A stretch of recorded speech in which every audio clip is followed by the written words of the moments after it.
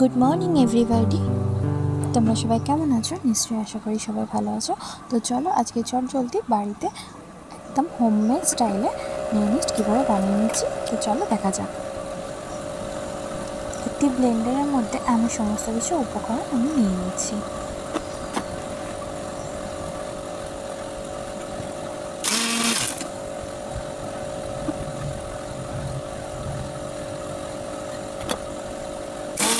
Mayonnaise বানানোর জন্য প্রথমে মাথায় রাখতে হবে যে সমস্ত উপকরণই কখনো একসাথে দেওয়া যাবে না, অল্প অল্প করে এক এক করে দিতে হবে। তাতে মেয়োনিজের যে টেক্সচারটা আসে ক্রিম টাইপের, ওই টেক্সচারটা খুব ভালো আসে। আর এইভাবে মেয়োনিজ বানালে কখনোই তোমার মনে হবে না যে কোনো আঁশচিনি গন্ধ বা কিচ্ছু ফ্লেভার থাকে না, একদম পুরো একদম ক্রিমি স্ট্রাকচার। আর এটা তুমি যে ক্রিমের সাথে যে কিছুর সাথে খেতে পারো, কোনো প্রবলেম নেই। এরকমভাবে ব্লেন্ড করে নাও, সুন্দর দেখো কত সুন্দর ক্রিমি স্ট্রাকচার এসছে।